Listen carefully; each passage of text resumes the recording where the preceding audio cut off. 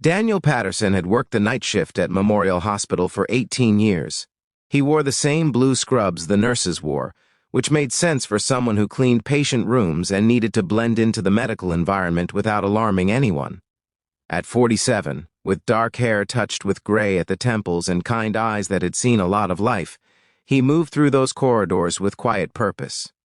His daughter Emma was 16 now, at that age where she needed him, even when she pretended she didn't. Her mother had passed away when Emma was just 3, and Daniel had built his whole world around making sure his little girl had everything she needed. The night shift paid a bit more, and it meant he could be there when Emma got home from school, help with homework, make dinner together. It was 3:15 in the morning when everything changed. Daniel was finishing up in the third-floor recovery wing, emptying waste bins and checking that everything was clean and orderly.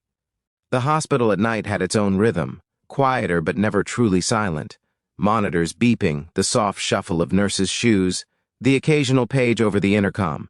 He was walking past room 312 when he heard it. A small sound, something not quite right. Most people wouldn't have noticed, but Daniel had been doing this long enough to know when something was wrong. He stopped, listened. Then he heard it again, a gasping, struggling sound. Daniel pushed open the door. A young woman lay in the hospital bed, her face turning pale, her chest heaving in a way that made his blood run cold. Her eyes were wide with panic, unable to call for help. The monitors weren't alarming, not yet, but Daniel could see she was choking. There was no time to run for a nurse. No time for anything but action. He'd taken a CPR and first aid class years ago, when Emma was little, wanting to be prepared for anything. He moved to the bedside, his hands steady despite his racing heart. The woman, couldn't have been more than 30, was desperately trying to breathe. "I'm here," he said quietly. "I'm going to help you." He could see she'd been eating something, crackers maybe left by her bedside. A piece must have gone down wrong. Daniel helped her sit forward, supporting her with one hand while delivering firm strikes to her back, just like he'd learned, once, twice, 3 times. On the 4th try, she coughed violently, and the obstruction cleared. Air rushed into her lungs in a grateful gasp. What Daniel didn't know was that the woman's sister had stepped out for coffee and was just returning.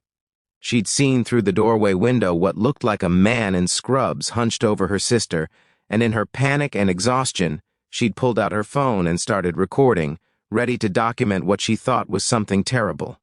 Instead, she captured Daniel's gentle care, his calm voice, his competent hands saving her sister's life. The woman in the bed was breathing now, tears streaming down her face, nodding her thanks to Daniel as nurses came running, alerted by the commotion. "What happened?" the charge nurse demanded, seeing Daniel in the room. "She was choking," Daniel said simply. "I heard her struggling." "You're a janitor," the nurse said, her tone sharp with concern. "You're not supposed to touch patients." Daniel stepped back, hands raised slightly. "I know, ma'am, but she needed help right then." The woman in the bed tried to speak, her voice hoarse. "He saved my life." The sister burst into the room, phone still in hand, confusion and relief washing over her face. But before she could explain what she'd recorded, hospital security was there, summoned by the nurses following protocol. A janitor had made physical contact with a patient. There were rules, procedures, liability concerns. By 6 the next morning, Daniel was in the hospital administrator's office. Arthur Caldwell was a by-the-book man, late 50s, with gray hair and the perpetual frown of someone who worried about lawsuits more than people. He sat behind his desk, fingers steepled, looking at Daniel with disappointment. "You understand we have protocols," Caldwell said. "You're not medical staff. You're not trained to intervene in patient care situations." "I took a first aid class," Daniel said quietly. "The woman was choking. If I'd waited for—" "That's not the point," Caldwell interrupted. "The point is liability. What if something had gone wrong? What if you'd been injured? What if the patient had been injured? This hospital cannot afford the risk of non-medical staff making medical decisions." Daniel felt his world tilting. "Are you firing me? I'm terminating your employment, effective immediately?" "I'm sorry, Mr. Patterson, but we have to maintain our standards. You'll receive 2 weeks severance pay." Daniel thought of Emma, of the bills, of the 18 years he'd walked these halls, keeping them clean and safe for patients who never knew his name. "I understand," he said softly, because arguing wouldn't change anything. He cleaned out his small locker, changed out of his scrubs, and walked into the gray morning light feeling like he'd aged a decade overnight. What Daniel didn't know was that the patient he'd saved was named Rachel Morrison. And what no one at Memorial Hospital knew was that Rachel's older sister, Catherine Morrison, was one of the wealthiest women in America, a tech billionaire who'd built her company from nothing and had very strong opinions about fairness and justice. Catherine had watched the video she'd accidentally recorded at least 50 times. Each time she saw the same thing, a man in blue scrubs, his face filled with concern and focus, gently and competently saving her baby sister's life. She saw his hands, careful and sure. She heard his voice, calm and reassuring. And when Rachel told her the hospital had fired him, Catherine Morrison became very, very interested in Memorial Hospital's policies. 3 days after Daniel lost his job, he was sitting at his kitchen table with Emma, trying to figure out how to explain that things were going to be tight for a while. Emma was remarkable, his daughter. She didn't complain, just squeezed his hand and said they'd figure it out together. The doorbell rang. Daniel opened it to find a woman in an expensive suit, probably mid-50s, with intelligent eyes and an air of someone used to getting answers. "Mr. Patterson, my name is Catherine Morrison. May I come in?" Daniel recognized the name from the news. Everyone did. Catherine Morrison, founder and CEO of Morrison Technologies, worth somewhere in the billions. "Of course," he said, bewildered. They sat in his modest living room, and Catherine got straight to the point. "You saved my sister's life," she said, "and the hospital fired you for it." "They had their reasons," Daniel said carefully. "Liability protocols, their reasons were foolish," Catherine said firmly. "I've spent the last 3 days looking into Memorial Hospital's operations. Do you know how many complaints they've had about patient care, about slow response times to emergencies, about nurses being overworked and understaffed?" Daniel shook his head. 47 formal complaints in the last 2 years alone, Catherine continued. But they found time to fire the one person who acted quickly and competently to save a life. The one person who actually cared enough to notice when something was wrong. She pulled out her phone and showed him the video. Daniel watched himself, saw his own hands, heard his own voice. He'd never seen himself like that before, from the outside. "You're trained," Catherine said. "Not just in first aid. You're trained in paying attention, in caring, in being present. Those are skills, Mr. Patterson, valuable ones." "I was just doing what anyone would do," Daniel said quietly. "But not everyone does," Catherine replied. "That's the difference." She leaned forward. "I'm not just here to thank you, though I am grateful beyond words. I'm here because I'm about to make a significant donation to Memorial Hospital. A very significant donation. And part of the terms will be a complete review of their patient safety protocols and their employment practices." Daniel felt something shift in his chest. "You don't have to." "I know I don't have to," Catherine said with a slight smile. "But here's the thing I've learned in business, Mr. Patterson. You invest in people who show character. You invest in people who do the right thing when no one's watching. You invest in people who care." She pulled out a folder. "I'm also here to offer you a job. My company has a large medical research facility. We need someone to head up our facilities management and safety program. Someone who understands healthcare environments, who pays attention to details, who knows how to keep people safe." Daniel stared at her. "I'm a janitor. You're someone who saves lives," Catherine corrected. "The pay is $90,000 a year to start, full benefits and hours that would let you be there for your daughter. The position also includes oversight of our employee wellness programs and safety training." Emma had been listening from the doorway. Daniel heard her gasp softly. "Why?" Daniel asked. "Why would you do this?" Catherine's expression softened.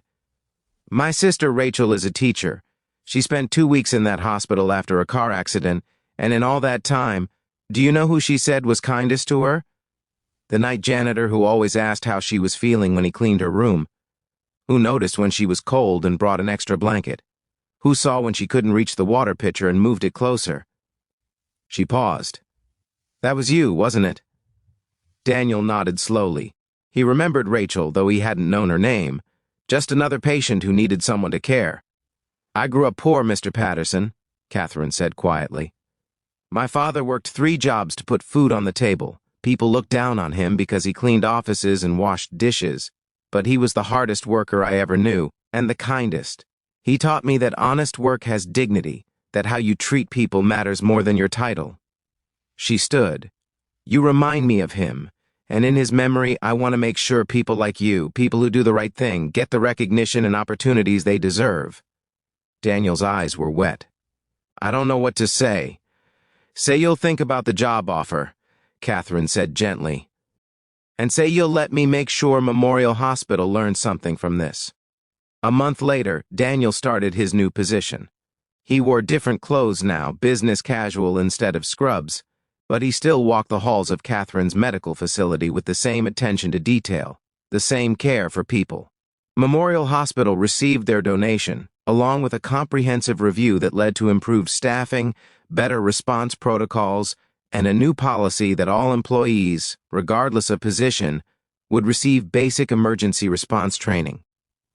Arthur Caldwell retired early, replaced by an administrator who valued compassion alongside protocols. Rachel Morrison fully recovered and went back to teaching. She and Daniel became friends, and sometimes she'd visit the facility where he worked, marveling at how one moment of choking on a cracker had changed so many lives. Emma watched her father flourish in his new role, saw him recognized and valued for the qualities she'd always known he had. When she went to college 2 years later, she studied healthcare administration, wanting to make systems better for people like her dad. On Daniel's first anniversary with Morrison Technologies, Catherine called him into her office. You've done remarkable work, she said. Our safety record is the best in the industry. Employee satisfaction is up 40%. You've created something special here. I just treat people the way I'd want to be treated, Daniel said. Exactly, Catherine smiled. That's the rarest skill of all, and the most valuable. She handed him an envelope. Inside was a promotion, a raise, and a handwritten note that said simply, "Thank you for seeing my sister. Thank you for caring. Thank you for being who you are." That evening, Daniel sat with Emma in their new, slightly bigger apartment, looking at the note. You know what I learned from all this? He said. What, Dad? That doing the right thing matters even when it costs you, especially when it costs you. Because somewhere, someone is paying attention, and if they're not, well, you still know you did what was right.